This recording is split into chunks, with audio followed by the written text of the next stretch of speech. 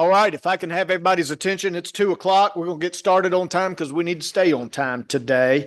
I want to thank everybody for being here. And before further comments, we'll go ahead and call the roll and call our meeting to order. Jordan, will you please call the roll?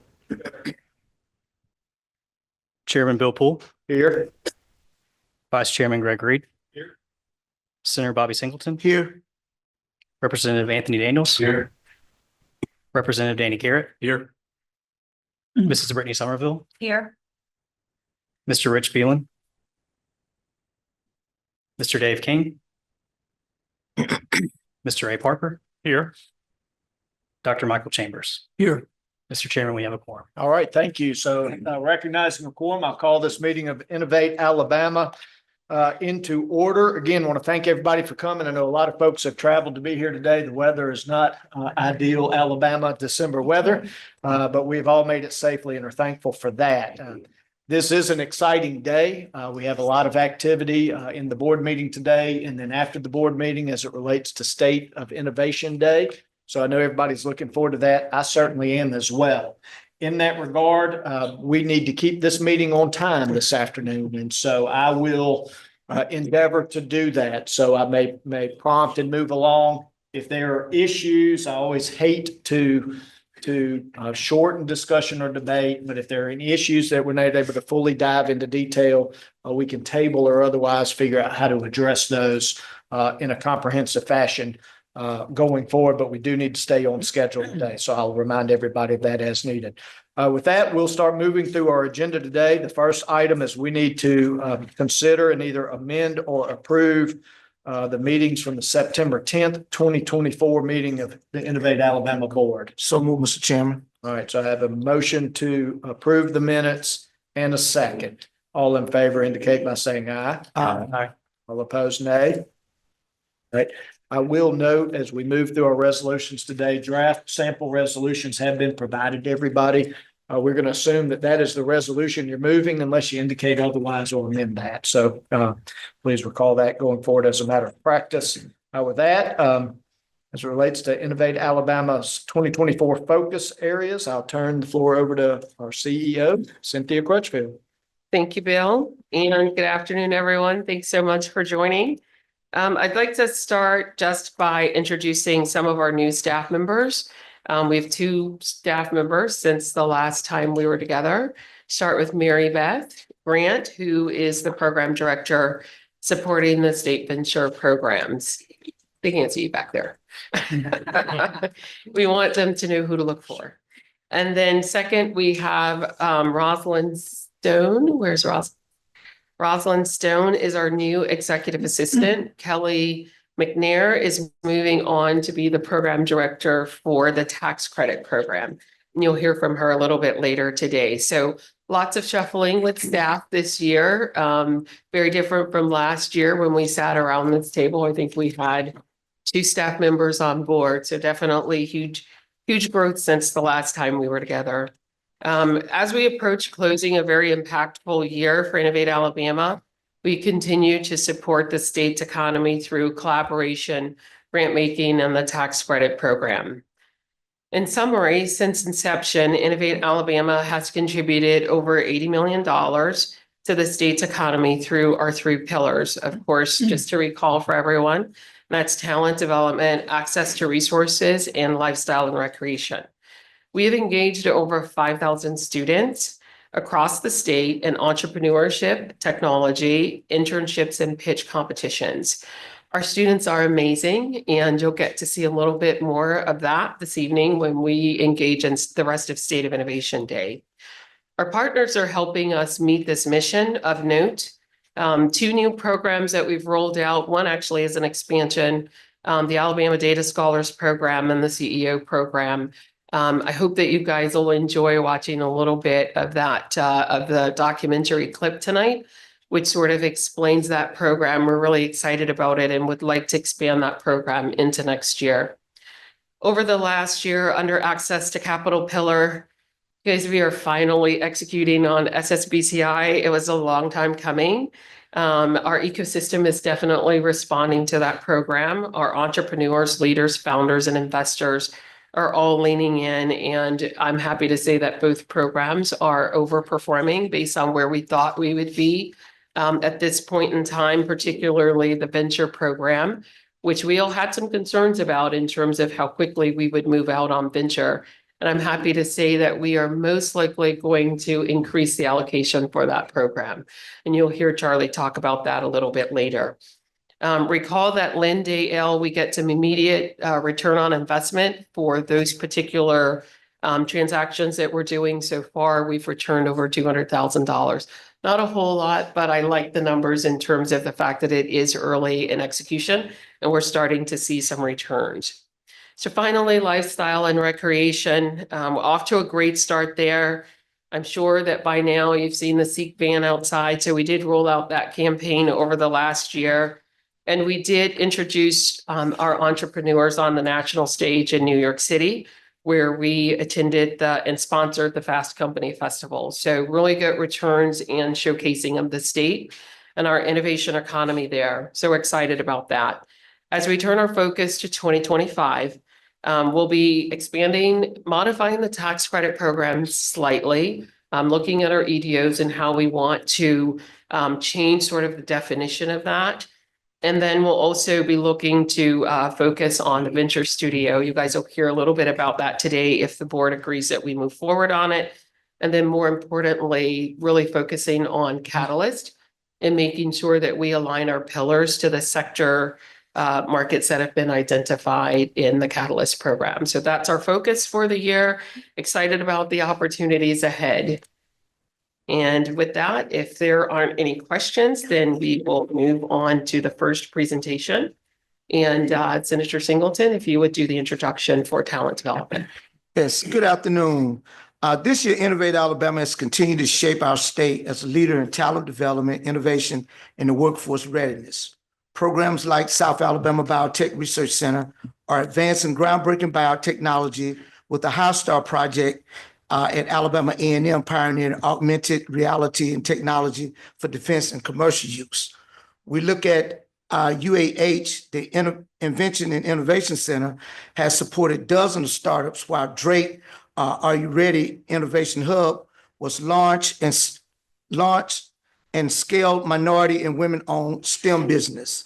We look at Fuel Alabama based on our retention and attraction initiatives, which has connected hundreds of our students with employees around the state of Alabama. And we're looking ahead to pilot a program such as the Alabama Veterans Leadership Development and Career Exploration. With that, I'm going to turn it over now to Shannon, who will then give us more information about these programs. Thank you so much, Senator Singleton.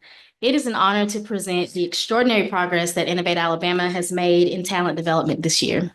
Throughout this year, I've shared updates with you about 4 of our central programs, but today I would like to shift our focus to this year's outcomes of the talent development work that we funded through the Network Designation Program, as well as introduce an exciting pilot initiative that can expand our impact. I want to begin with the strides we've made in research and commercialization. At the University of South Alabama, the South Alabama Biotech Research Center is advancing biotechnology solutions for infectious diseases, securing a federal contract with the National Institutes of Allergy and Infectious Disease, and laying the groundwork for proposals exceeding $3 million. UAB's Biotechnology Center for Innovation continues to accelerate life sciences innovation. 7 doctoral students are advancing groundbreaking projects, including startups Nanotech and Noah Biotech, which are both moving toward company formation. These efforts solidify Alabama's leadership in life sciences commercialization. Meanwhile, Alabama A&M University's High Star Project has developed augmented reality highway signage technology and performed testing of it on the I-565 highway. These prototypes are set to transform navigation, possibly for defense and commercial applications, while fostering next-generation tech talent. Supporting entrepreneurial talent remains central to our mission. At Drake State, the Renew Ready Innovation Hub supported 4 new STEM businesses and scaled 4 women and minority-owned businesses. Similarly, Troy University's Idea Bank has supported 20 small businesses, generating over $2,000 in sales in just 2 weeks.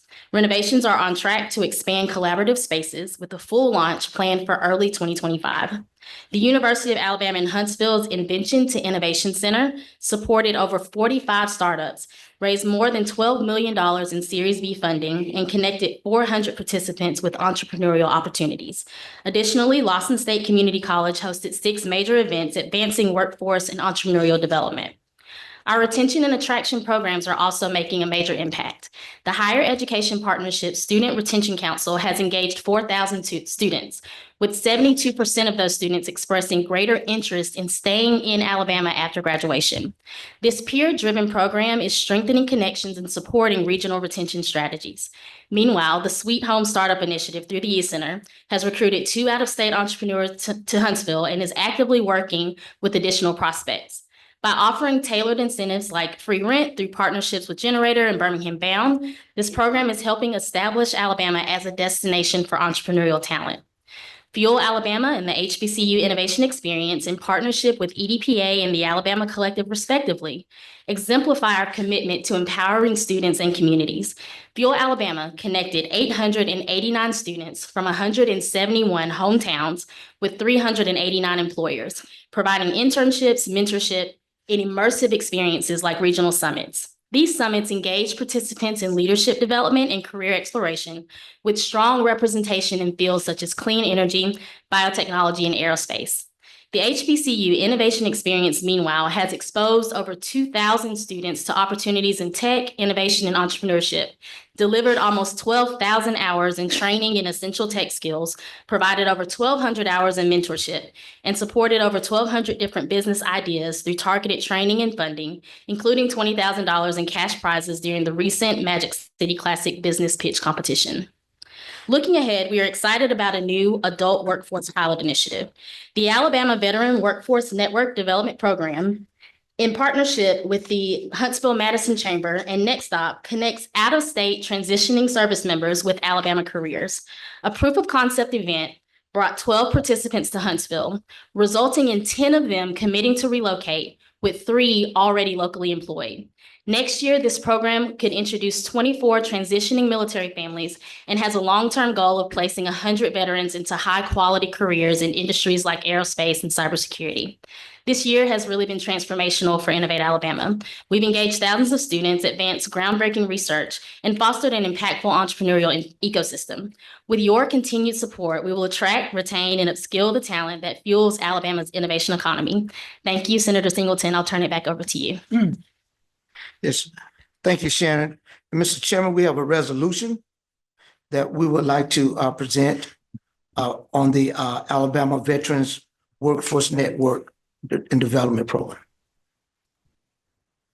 Is there any further presentation as it relates to that program? Are there any questions as it relates to that proposal?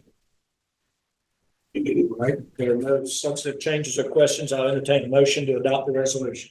So moved. Right. So we have a motion and a second. All in favor say aye. Aye. All opposed, no. That pilot program has been approved. Thank you, Mr. Chairman. Thank you, Senator Singleton. Okay, next we'll move into the access to capital update, and we will start with Representative Garrett, if you would introduce the SSBCI program. Thank you, Mr. Chairman and members. You recall the Innovate Alabama Small Business Credit Initiative is a federally funded program under the American Rescue Plan designed to provide capital for entrepreneurs throughout the state. We have 2 programs under that plan. Lend Alabama is the debt program, and Invest AL Alabama is the venture program. The governor, when she announced the initial announcement of $98 million that was awarded to the state, she emphasized the pivotal role that small businesses play in the Alabama economy. We have now received the first tranche of that funding, $27 million, and the team has been actively working to deploy that capital across the state. So at this point, I'd like to turn over to Executive Director of the program, Charlie Pond, to hopefully encourage us and enlighten us about the progress that's been made. Thank you, Representative Garrett. Thank Good afternoon, Mr. Chairman. Thank you, Board, for the opportunity to present this update on our state small business credit initiative. We approach the end of 2024. I'm excited to highlight the substantial progress we've made through both Lend AL and Invest AL over the last quarter, especially, and outline how these efforts are already driving economic growth across Alabama. Before I dive into the slides, I want to make 2 rather large announcements with the board. First, due to the overwhelming demand in our Invest AL program, as Cynthia mentioned, from qualified, high growth, scalable businesses. We're currently working with Treasury to reallocate $7.7 million from debt to venture. This is going to allow our investment team to support more founders, both now and through additional series rounds. It also, thanks to the reallocation, we anticipate slightly larger return on the back end for InvestAL, which helps sustain the support we also provide to small businesses across both programs.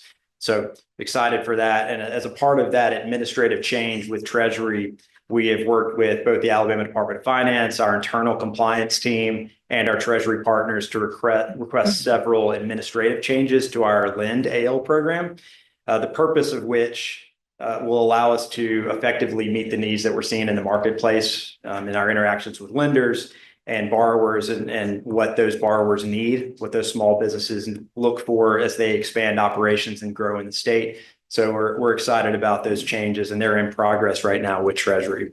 The second big announcement is that as of last week, we have informed Treasury that Innovate Alabama will soon initiate our request for the second tranche of funds.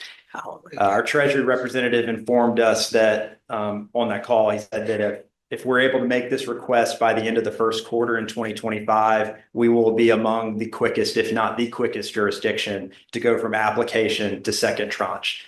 So this is a testament. Well, we anticipate submitting the request before that, so next month. But it's a testament to the hard work of the commission, of this board, Cynthia's leadership, our broader team. But it's also shows the buy-in from the communities across the state. We the last quarter, I'm really proud of the response that we received from our outreach efforts. I had events in Mobile, Tuskegee, Montgomery, Alexander City, Huntsville, Dothan, Birmingham, Auburn, and that's just me. Our team has been elsewhere. And through those events, able to interact with an engaged and energized ecosystem, coupled with our statewide webinar that we did. Dr. Rodney Sampson, who's in the audience, our program manager for InvestAL, and Walt Pulsterwaite, our program manager for LendAL, and myself all on a webinar talking all things SSBCI. It's posted on our website. Please pull it up and watch. But it underscores our commitment to being accessible and responsive to the Alabama business community. So we're excited. Next slide, please. Thank you. So turning to the programs themselves, you can see that we've been really active. So this is InvestAL. To date, we've received over 160 applications to pitch. 90 of those were completed and met certain criteria in order to be that complete application. Our investment team has heard over 50 pitches in the course of 5 months. We've got 20 companies that we're really excited about and want to partner with, 10 transactions that have closed, another 10 that are currently in due diligence. And the big takeaway here, we've allocated already over $4 million, so 74% of our tranche one allocation. You can see that the private capital ratio is 3.6. So we're excited to see for every dollar that SSBCI is putting up in the transaction, there's an additional 3.6 in private capital that's part of those transactions. A list of those direct investments companies, or our portfolio companies, are on the bottom there. We've got representation from across the state of Alabama. And particularly want to highlight JES, Dr. Lonnie Johnson, who is with us in Birmingham today. He's going to be speaking at State of Innovation Day. He's a Mobile native and Tuskegee graduate. He's a renowned inventor and an innovator. And so we're proud to partner with his organization, and I look forward to the conversation tonight. Fund to Funds program, we've got a lot of traction there. So we've made significant strides. I'm happy to officially announce that we've closed our first investment on Fund to Funds with Halogen Ventures. Jessie Draper is also going to be here tonight at State of Innovation. She runs the fund. She'll be speaking with Brittany at State of Innovation Day this afternoon, and she brings a wealth of experience and expertise. So we're so excited to have her and her team invest in Alabama companies, and she has hit the ground running. I think she's got wall-to-wall meetings today and tomorrow, and so we're excited, and I know she's excited. We have additional 5 funds in legal due diligence, and we anticipate closing those transactions over the next couple of months. Turning to LendAL. Yeah, thank you. We've enrolled over 25 lenders in the state in the program across the state. And through the traction that we're getting in this program, we've either approved or closed 36 loans, deploying $7.5 million in SSBCI funds. And that is in addition to that makes up a small percentage of the $17.62 million in outlay funds from the lenders. And so this again reflects a private capital leverage of 2.33, which shows the catalytic nature of the programs that we've designed for the state. In terms of impact, I think this is where we're seeing a lot of traction. Through the first 5 months, we've got enrolled transactions in 20% of Alabama's counties. We've got many more in progress, and our goal is to continue developing a pipeline that reflects the statewide mission of Innovate Alabama. And based on the numbers provided by both the lenders and the borrowers so far, we anticipate over 240 jobs to be directly created as a result of these transactions. And then while loan purposes vary, we're excited to see that startups represent 39% of our transactions, while expansions and working capital that are critical for growth account for an additional 39%. So with that, I thank you and happy to answer any questions. Mr. Chair, I have two brief questions. The first one, you mentioned the $7 million reallocation. Is that from the entire 98 million, not just the first tranche? Is that right? That's from the entire 98 million. Okay. And do we expect any issues with that reallocation? Is that a difficult process from Treasury? It's what's considered a non-material administrative change with Treasury. We ask for a concurrence. And so we've submitted that and they will respond with the concurrence. Would we have to wait for tranche 2 or could we start using it as soon as it's approved? We will need to actually receive the funds, but we've got enough runway and we're building this process so that we have enough runway to continue transacting. Great. Any other questions or comments?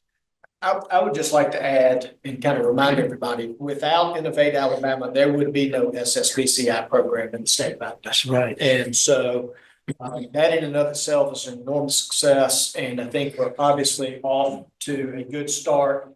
Charlie, I appreciate it. I was going to comment, you beat me to it, recognition of the statewide mission in reaching this into every corner of the state. And I appreciate that you brought that up as part of the comments today. And then just the demonstration of success relative to the eligibility to pull down second tranche so quickly, I think clearly shows the program is working. We've stood it up properly, and much credit to Cynthia, Charlie, the team. Thanks everybody for your work on that, as well as the community partners around the state. So I think this is clearly a success story that this board can be very proud of. Thank you.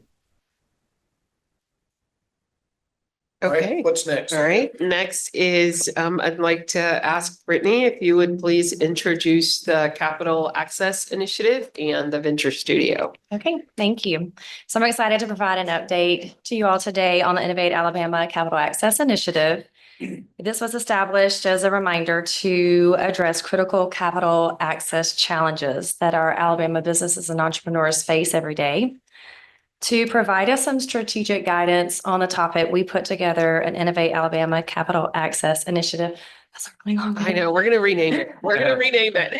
We put together an advisory council that the board approved. This is a diverse group of individuals and really just kind of industry professionals throughout the state.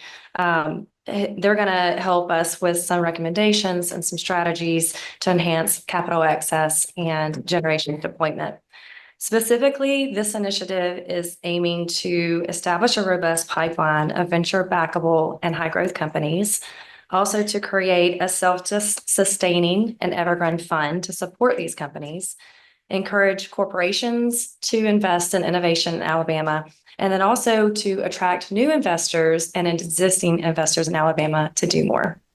I'd now like to turn it over to our program director, Mary Beth Grant, who'll give us an update on the council's work.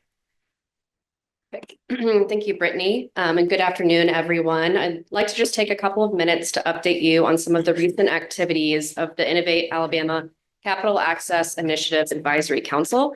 The council convened its first official meeting on November 12th in person here in Birmingham, and the council got together to discuss a range of topics, including the establishment of an Innovate Alabama Venture Studio, barriers of capital access that Alabama founders and investors face within the state, and best practices of other states trying to identify strategies to bring here to Alabama to attract capital and strengthen our current in-state programs. The council reconvened on November 25th to reaffirm its support for the Venture Studio project in partnership with Harmony Venture Labs. This project will create an innovation studio designed to address the gap in scaling startup companies across Alabama. We're excited for the opportunity to collaborate with Harmony Venture Labs, whose proven methodology has successfully built pipelines for venture-backable companies and also provides essential support and market strategies that early-stage companies need. The Venture Studio project will aim to establish and scale 10 high-growth companies over the next 3 years. To achieve this, we'll collaborate with corporate partners throughout the state and combine these resources with current and future Innovate Alabama investment programs. This approach will ensure that high-tech, high-growth companies have access to the critical capital and support needed. We are fortunate to have Shagan Atalana as a key partner in this initiative. Shagan, the founder and CEO of Harmony Venture Labs, brings invaluable expertise and leadership to the table. His experience, including guiding therapy brands to an over $1 billion exit in 2021, will be instrumental in the success of the Innovate Alabama Venture Studio. He will provide an overview of the program and the partnership shortly. The council will continue to meet regularly to refine its recommendations and develop actionable strategies, and we plan to present additional programming and initiatives to the board at the next meeting for review. And with that, I will give the floor to Shagan.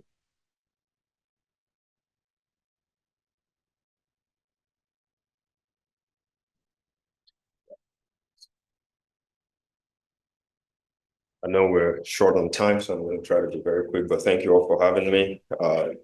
I know some folks on the board. I don't know a few others. Hopefully I'll get to know all of you over time. I'm Shagan Atalana. Moved here, what's now 26 years ago to go to UAB, and was really fortunate. This place delivered a lot to me that turned into therapy brands and a great exit. And after that, committed to really building the ecosystem here. And the goal of this program is really around driving capital and venture-backable ideas into our ecosystem. So for me, this is kind of a big personal vision thing that I hope I can partner with the state and our companies to make happen. Again, the goal is to just drive economic impact in a way that's really sustainable and ongoing. So we all know the general challenge. I'm going to run through this real quick. Alabama ranks 45th in terms of early stage venture capital deployment among the US in terms of, say, for every million in GDP, we're the 45th in terms of venture deployment. With the help of a lot of initiatives in the state, we have made progress, 15 million in terms of VC funds reserved in the state. And the SSBCI funding, like we've talked about.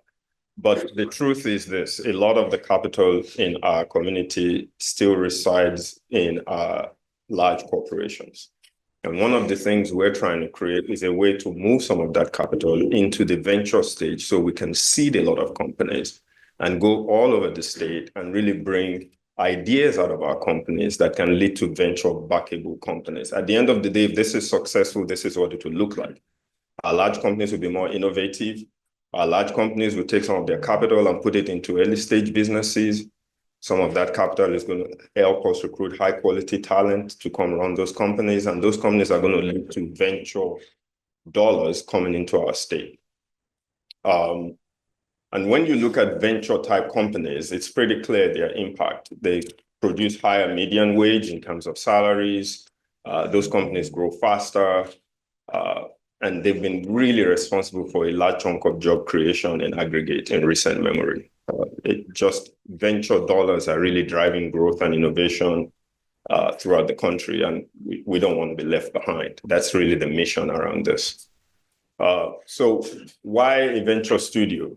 Honestly, venture studios, and the reason why I chose that approach as the next thing that I wanted to do as a big part of my initiative is because in communities like Alabama, it's a fantastic way to drive innovation. You can almost think of it like creating an assembly line of startup companies, where you can have company creation, mentorship and coaching, funding and resources all in one place, pouring into these companies to help them drive growth.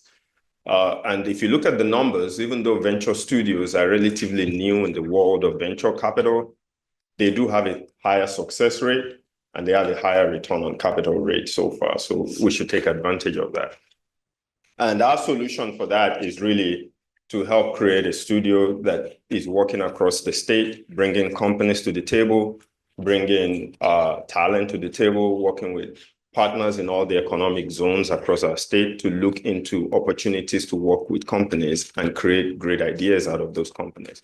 And we're just bringing our own insight, experience, and network to the table through HVL.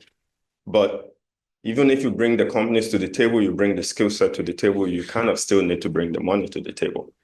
So we're looking at all the places where the money is, which is our large companies, our high net worth families, and the state, to really give our companies an advantage to grow, because that's part of where our companies actually get disadvantaged in Alabama. So at the end of the day, what we hope to happen is that we can create at least 10 venture scale companies over the next 3 years. My hope is we do more than that. But with this kind of capital, I think we can definitely do that. We can look at all our economic zones in Mobile and Birmingham and Huntsville and everywhere else that we have companies doing great things, both mid-sized and large companies, apply our own innovation process and innovation cycle in partnership with those companies and create venture scale companies out of them. And we'll focus on the catalyst areas because that's where Alabama really has an advantage. We can look at the governance of the studio in partnership with Innovate Alabama. I believe most of us have the slides. And then we pair it with a fund. And that fund at the beginning is really to give those companies an advantage. Some of that is going to come from Innovate, and then we want the rest to come from investors in our community, large companies that we'll be doing these programs with. The fund will have a 10-year life with an option for extension.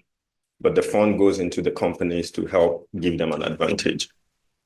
That's the fund governance we kind of have in mind, an investment committee and then an LP advisory committee with Innovate Alabama as one of the LPs. We're making this simple, aligning everybody's interest. So it's just a standard fund, 80% to LPs, 20% to GPs. Everybody's interest is aligned. And it looks normal when we bring capital into the state. It doesn't look out of the ordinary. That's why we've kind of structured it that way. So if you want a full picture of what that looks like, this is kind of what it looks like. You have a $3 million operating grant over that 3-year life cycle. What does that help us do? Number one, it helps us go across the state and work with partners in the state. It helps us recruit companies into the program. It helps us recruit talent into the program. It helps with programming to bring VCs and other sources of funding into the state to have conversations. And then as we do that, great ideas come out of those programs in collaboration with our corporate partners, many of whom have been having very, very fruitful conversations with as we've been thinking about this. Those things lead to new company creation.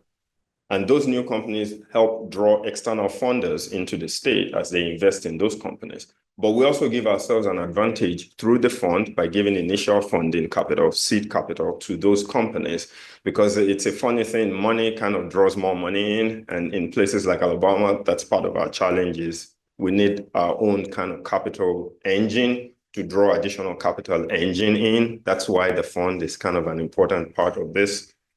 When you don't have that, the other guys with money are like, well, I'm going to go to other places where my money is joining somebody else's money and they have an advantage over you. So this is all designed to just give us an advantage.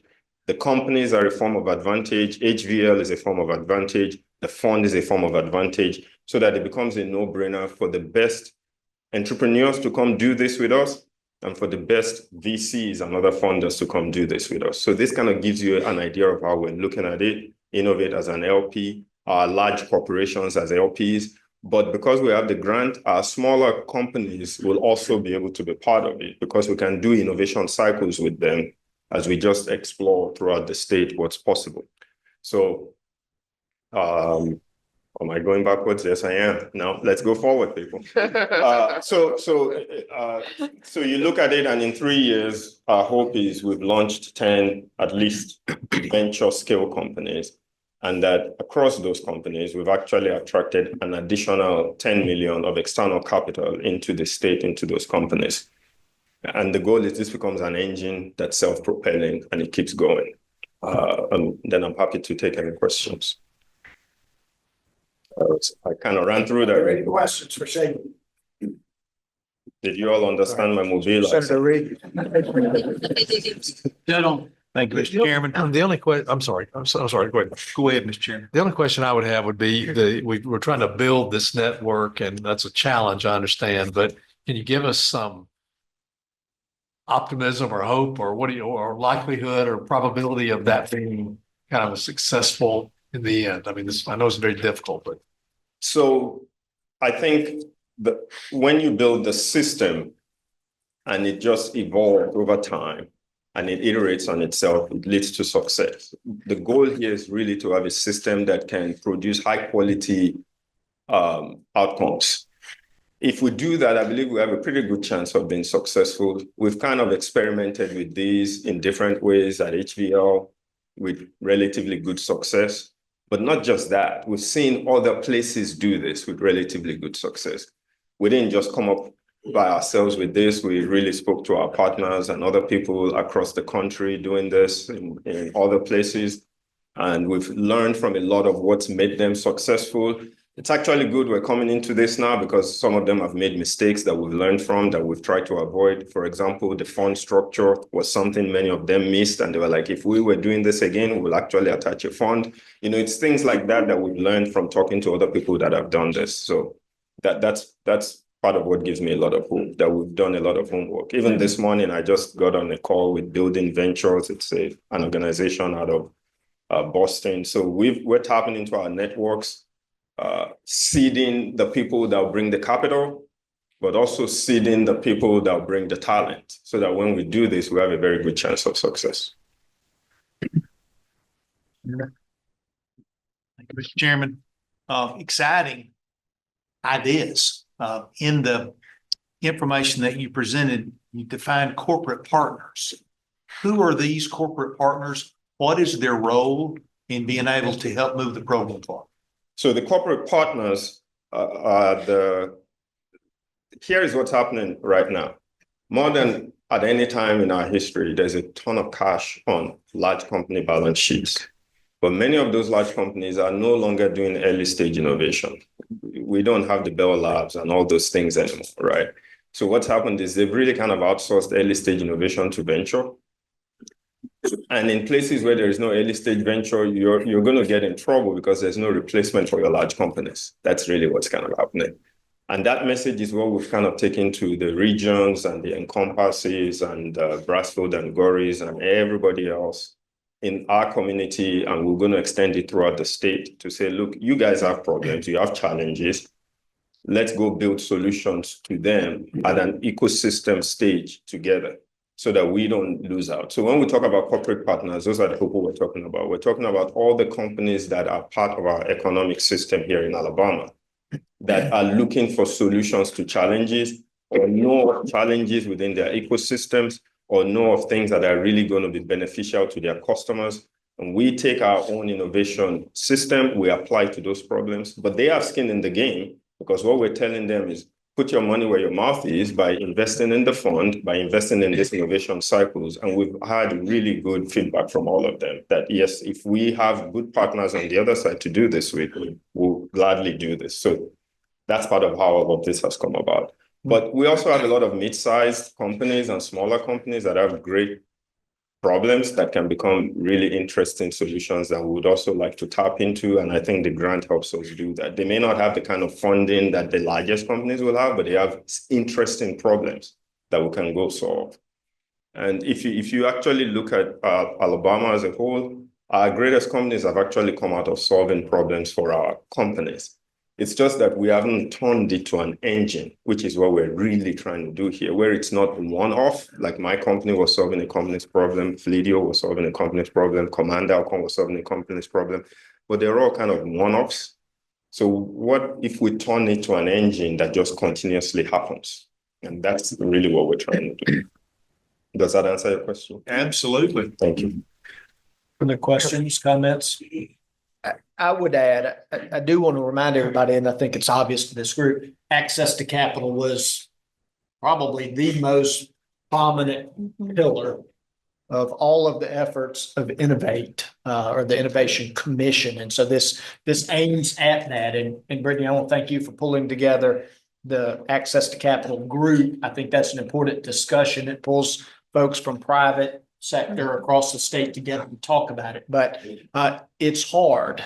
This is a complex and complicated aspect of Innovate Alabama's mission and scope. So I want to make sure, to challenge board members, be involved in this discussion. There are details we're going to need to focus on and work out. I do think, Shagan, as it relates to this initiative, and Senator, you touched on it, the partnership with Alabama Industries does Yes. make it unique, I think, in the sense of, it's not solving a problem that's happening somewhere else in the country or the world. It's solving issues here in Alabama and drawing external capital in that process. So do want to kind of remind everybody that working group's work is important. Please be involved, and we'll thank you for your leadership on that, Brittany. Are there any other questions for Shagan or Mary Beth? If there are not, we have a proposed resolution approving the Harmony Venture Labs proposal that has been previously distributed. All right, we have a motion to approve and a second. Are there any questions? All right, hear none. All in favor, say aye. Aye. All opposed, nay. I do want to add, Shagan's too modest. He promised a couple exits that will exceed his own. So we're looking forward to that, Shagan. That's been the mission. That's going to be exciting. Thank you all. Yes. Wonderful. Cynthia. Okay, next up, we have Representative Daniels, if you would introduce the tax credit program. Thank you. I have the pleasure of introducing the status of Innovate Alabama's tax credit program. Thanks to the success of this program, we only have $1.4 million remaining out of the $25 million allocated for the fourth round of the tax credit in 2024. With that being said, we're excited to continue advancing our ecosystem with an introduction of 2 new project applications for this round. We're pleased to announce that Zygus Foundation and EDPA Foundation have been granted the EDO status. In this round, we received a total of 2 project applications and are recommending the approval of both. These include CARA, Central Alabama Redevelopment Alliance, an established state EDO, and Zygus Foundation, a new entrant and local EDO. We're excited to witness the ongoing dedication of these programs and strengthening and expanding our entrepreneur ecosystem. And I'll turn it over to Kelly to present those applications. Thank you, Representative Daniels. Good afternoon, everyone. I'm excited to share the latest updates on the remarkable progress and growing impact of our program. As we approach the close of the fourth round of tax credits for 2024, we are proud to report that only $1.4 million remains from our $25 million allocation. This reflects the significant increase in interest and participation over the past year, leading to a more competitive and dynamic selection process. This round, we are pleased to announce that the Zygus Foundation and the EDPA Foundation have achieved EDO status, further broadening the reach and influence of our program. Additionally, we're presenting 2 project applications, both of which we are recommending for approval. The first project we are requesting approval for is an existing state EDO, CARA. They're located in Birmingham in the Fairfield area, and they are asking for $575,257.50 under our Innovative Company Program. They would like to use these credits to continue their current program by supporting technology, healthcare, and manufacturing through initiatives like business acceleration workshops and a lender matchmaking program. Their efforts aim to drive innovation, improve healthcare, and strengthen manufacturing. The second project we are requesting for approval is a new entrant called the Zygus Foundation. They're a local EDO based in Birmingham's Woodlawn area, and they're asking for $500,000 in tax credits under the Innovative Company Program. Their 4-seat Accelerate program is a 12-week accelerator supporting small and medium-sized businesses in Jefferson and Lee counties. Their initiatives focus on providing entrepreneurs with tools, mentorship, and resources that they need to foster sustainable growth to drive economic development in their communities. So this concludes the two projects we're requesting for approval. Do we have approval to move forward with these two projects? So let's accept any questions, but let's also, if any board members have a conflict as it relates to either of these entities, then we will take these up individually so that board member can abstain from a vote. Before we get proceeding further, does anybody have any conflicts as it relates to either of these So tax applications? Kelly, is this money going to the EDPA or the EDPA Foundation? The EDPA Foundation, it's a wholly owned 501c3 subsidiary of EDPA. So this is kind of just a legality of it. Because EDPA already has EDO status. But they're not submitting a project, though, correct? Well, just because EDP Foundation, yeah, EDPA is not. because of the relationship between the two, I'll recuse myself. Okay. On both of these proposals? Just EDPA. Okay. Just Kara. Just Kara. Okay. All right. So we will take these up individually. So having said that, let's take them up individually. We'll go to the Kara proposal first. Representative Daniels, did you have a question? No Or you would, okay. Are there any questions on the Kara proposal? Do we hear a motion? So moved. All right, have a motion and a second. All in favor indicate by saying aye. Aye. All opposed, nay. All right, the Kara proposal is approved, noting the one abstention by Dr. Chambers. Thank you. We'll move to the zeitgeist or Zeitgeist. just. Zeitgeist. Zeitgeist. Zeitgeist. Zeitgeist. The next proposal. Are there any questions? Do I hear a motion? Motion. All right, we have a motion and a second. All in favor say aye. Aye. All opposed, nay. Both of those proposals have been approved. Thank you. Thank Kelly. you. Okay, moving quickly, we have to catch up a little bit. Dr. Chambers, if you would give us the intro for the network designation program. Okay, I'm delighted to, and I think that was my prompt to be quick, so I'll try to do that. Now that's Imran's prompt to be quick. I'll try to do that. So, Mr. Chairman, I'm happy to report our network designation program is really on fire and driving great impact across the state of Alabama. This is our third round for this program. We had over 150 applications. Of those, 85 were the larger project grants, which I'll talk about in a second. All those applications added up to a demand, so to speak, of more than $40 million. So we have revised the program slightly to kind of have a little bit of a triage. So people first submit an indication of interest, which is reviewed, which will be discussed here in just a second.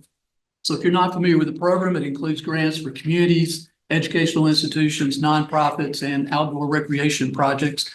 And we're continuing to see applications from across Alabama from both rural and urban areas. So you have to be either a municipality, a county, or a federally recognized Indian tribe in the state to apply. As in previous rounds, any applicants which are not communities or educational institutions, you do have to qualify as a 501c3. So as you may know already, the designation grant, the first one, is up to $250,000. And then the project grants which follow are up to $750,000. So we're excited to see such a broad interest in this program. And we'll now hear from Akil Imran from HRNA for being with us. Thank you, Dr. Chambers. As Cynthia requested, I'm going to zip through this, but a lot of details are provided in the slides. We are in the third round of this really exciting program. The third round officially closed on November 12th. We've also started receiving reporting from our previous rounds, specifically round 2, in which applicants who received funding have been asked to provide 6-month reports. And we're hoping that we'll launch round 4 in fall of 2025, but maybe sooner depending on availability of funds. As Dr. Chambers mentioned, we have made some updates to this program. We launched an initial interest form that would allow us to accelerate the screening process and make it more efficient for our reviewers. We've also digitized the process, so all applications are done online and are reviewed online and are approved online, so that our reviewers who are offering quite a bit of their time to do this work can do so efficiently. For the round 3 designation program, we had 67 applicants. Across the 3 programs, you'll see 16 for access to capital, 22 for talent, and 29 for outdoor rec. Over half of those applicants also submitted project grant applications, and you'll see in the map that they are distributed pretty evenly across the state. For the project grant, we had 85 total applications, approximately evenly split across the 3 programs. As Dr. Chambers said, we had about $40 million of funding requested across those applications. And we're happy to see that there are significant requests coming from rural Alabama and the Black Belt. We're using a digital process for scoring and have brought in a large number of reviewers to score all of those network applications and grant applications. Many of these reviewers have familiarity with our ecosystem and are involved in some form or have been reviewers in the past. And as I said earlier, we're receiving 6-month reports from round 2 and 12-month reports from round 1. All of this information is being aggregated so that we can understand the impact of these investments across the state. I'll take questions if you have any. Any questions? I would just add, I think everybody's going to be very interested to see the aggregated reporting data. What can we demonstrate? What can we see? What are the outcomes relative to the proposals? I think everybody has a lot of excitement. There's clearly a lot of excitement about the network program, but the outcomes are going to matter. So I think that's going to be exciting to see. Thank you. Thank you. Okay, and finally, our last presentation for today is the lifestyle and outdoor recreation update. Mr. Abe Harper will give us the introduction. Thank you, Madam CEO and Mr. Chairman. For the members of the board, I'd like to be on the record saying that the person that has lifestyle has the shortest amount of time and is the last on the agenda today. So I'll do my best. No, I'm thrilled here to be able to share a little bit about this year's progress and the exciting opportunities that lie ahead for our lifestyle and recreation program. The SEEK program was launched this year, SEEK-AL, and it has gained tremendous success and a wide swath following, really contributing to the broader narrative of innovation and lifestyle as it relates to Alabama's talent, attraction, and retention efforts. The work that we're doing here really goes beyond just showcasing our outdoor recreation, but it's more about aligning Alabama's identity and its public image with its true potential. So a positive forward-looking campaign in Seek Alabama demonstrates the value of our natural resources while also creating meaningful connections with the audiences that we really aim to connect with to attract and retain for talent here for the long haul. That being said, looking forward to 2025, the expansion of our efforts will really include a deeper dig into campus engagement, enhanced storytelling, and strategic influencer partnerships. Our goal is to position Alabama as a leader in connecting outdoor recreation to our innovation economy. That is a tongue twister, excuse me. That being said, I'm confident that we'll discuss today some measures that'll take place that'll drive that success forward and the communities we serve. With that being said, I'll hand over to our program director, TC McLemore, for more information on the updates. Thank you, Mr. Harper. Good afternoon, everyone. I want to start quickly by taking a quick look at our 2024 campaign timeline. Although outdoor recreation touches a lot of programs, this update is primarily going to focus on our Seek Alabama campaign. This year, Seek Alabama came to life with a series of strategically planned milestones that have laid the foundation for the brand.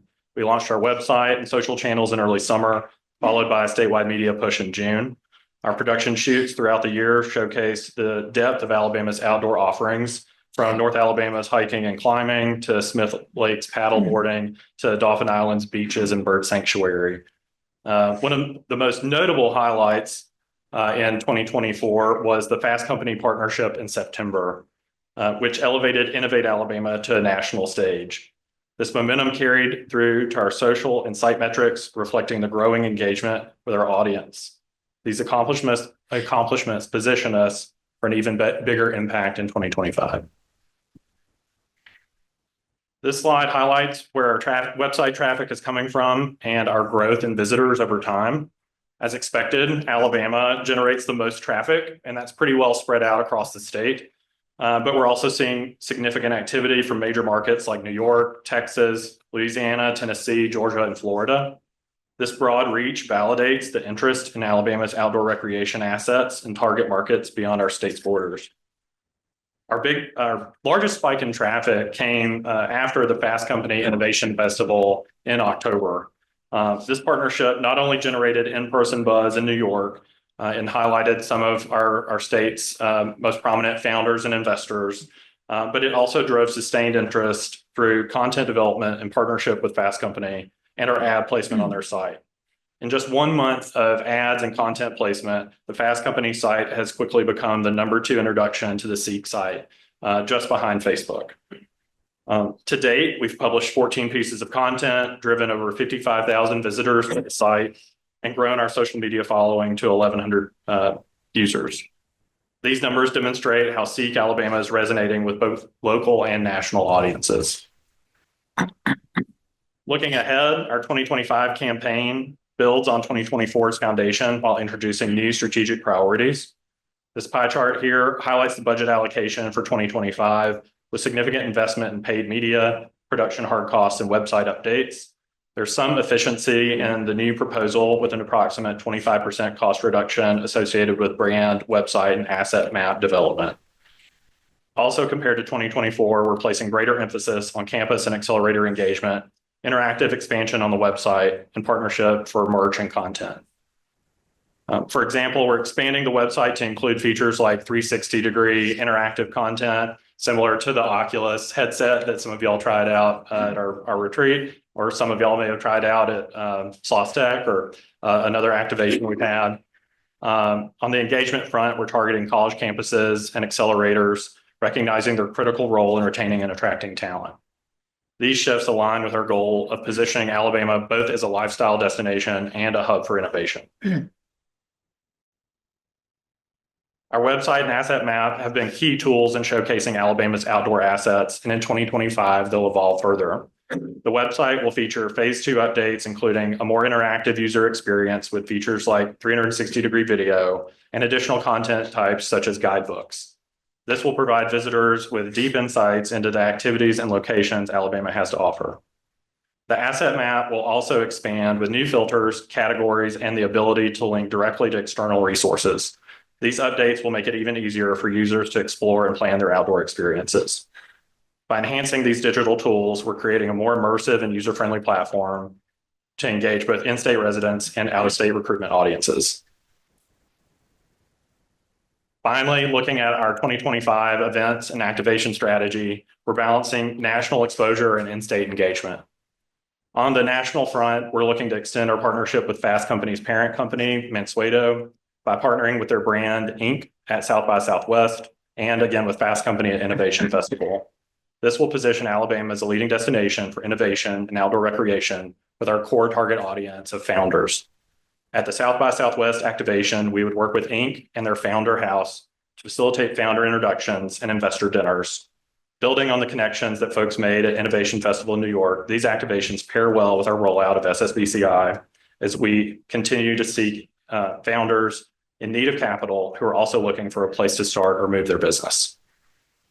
In state, we're focused on engaging local talent and accelerator audiences through existing program partnerships throughout the state. These activations will drive awareness and engagement while fostering deeper connections to Alabama's outdoor assets. By combining national reach with localized strategies, we're ensuring that Seek Alabama continues to positively showcase the best of Alabama in our ongoing effort to attract and retain talent and investment that we need to grow. Thank you for taking the time to walk through this with me. I'm confident in the progress of Seek and the promise of Seek in 2025. Happy to address any questions that you may have regarding the campaign. Thank you, TC. You mentioned Fast Company. I want to recognize and thank board members and staff that attended that. I think we had several board members. Brittany, you were on a panel, I think, and spoke. I think not a board member, but Shagan, I think, was there and on a panel. I think Representative Daniels, you were there, were others. So we had a big contingent there, and I think by all accounts, I had a great. So thank all of you for your time and effort on that. Thank you, TC. TC, I think we have a resolution to approve the material substance of the big communications outdoor recreation proposal. Mr. Chairman, can I just say one thing? great job. And I see Commissioner Blankenship in the back of the room. And just wanted to thank him for his partnership and support for all these programs. I'm sure that it wouldn't be possible without you, and really appreciate it. Thank you. Thank you. Mr. Chairman, I have a You got a question resolution. about the contract. Are you ready to do that? So on the big contract, so there's the 4 payments that are 1,025,000. There's a $50,000 difference over the 975. What is that 50,000 for? So the payment schedule is for sort of their standard costs throughout the year. The 975 is billed as the paid media hits. So those two are separate. That quarterly payment schedule is paying big for content development, account management. So there's $1 million plus the 975? That's right. Yes, sir. Okay. Okay. Didn't understand that. All right. Second thing, and I'm not knowledgeable enough to ask this question, so just bear with me on that. But I'm a little, well, first of all, I want to say I think this outdoor recreation piece is huge to what we're trying to do with Innovate Alabama. I think it's really, really important. A lot of people, I think, really don't see that, but I think they will. I'm a little surprised that our social media engagement to date is only 1,100, because I would think in this world, this day and time, is very quickly to engage. So help me understand why that's so low and what we will do to target to engage more people who we're trying to target, and how we're going to do that. So I think in 2025, we need to shift to more paid media where we're finding traction in places like LinkedIn, where our core target audience is. I think a lot of our paid social media budget this year was spread across sort of the traditional social media platforms. And so that would be my answer, is really honing in on LinkedIn, where our audience of founders, students, and innovators are. And that's really a 6-month metric. We launched in June. And so I would say, over the course of 25, we should see significant increase. My understanding is a lot of these social media engagements can happen overnight, just exponential. And so that just to me seems like we've been plotting up to now, I guess. I guess we should expect that number to ramp up quite a bit going forward. Especially post activation. Yeah. You did know what you were talking about. That's good. Good questions. Any other questions related to the proposed resolution? Do I hear a motion? All right, we have a motion. We have a second. All in favor, say aye. Aye. All opposed, nay. Thank you. That contract is approved, or proposal is approved.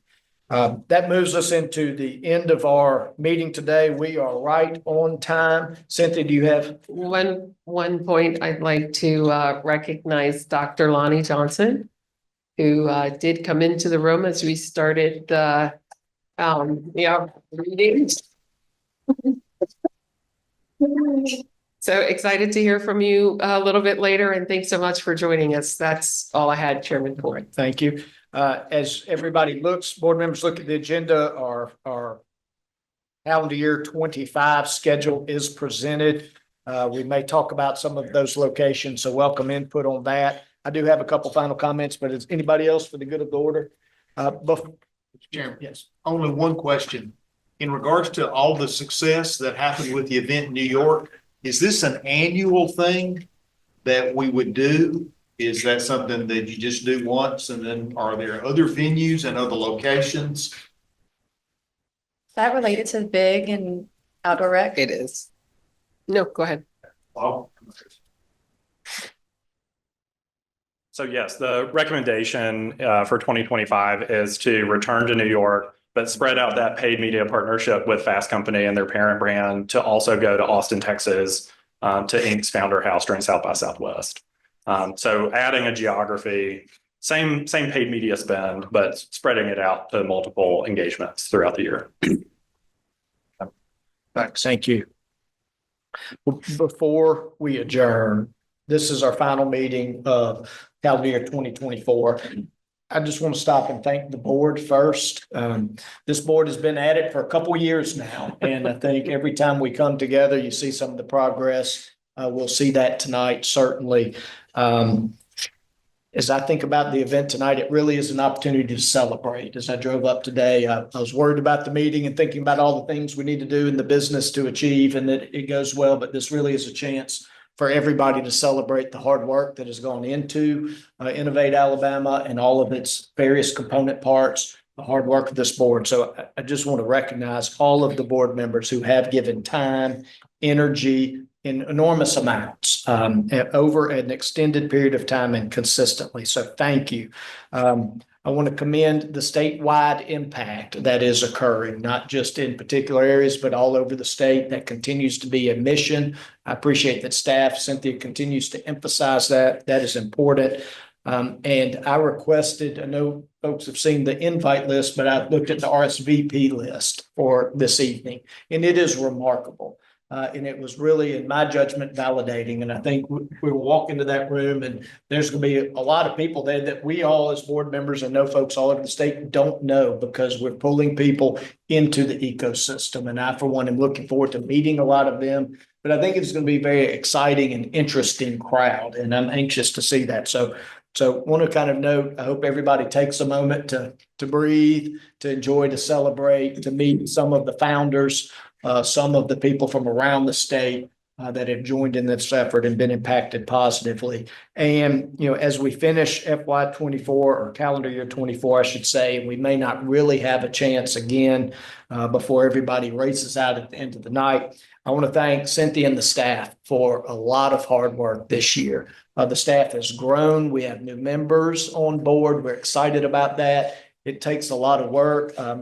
One thing, in addition to the hard work, that I want to thank the staff for is the controls, the compliance, the accountability, and the transparency.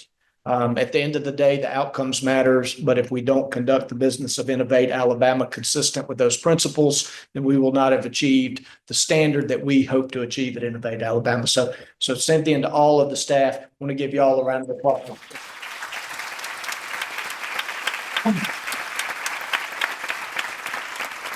Let's go have a fun evening. This meeting is adjourned. Thank you. Cheers. Thank you.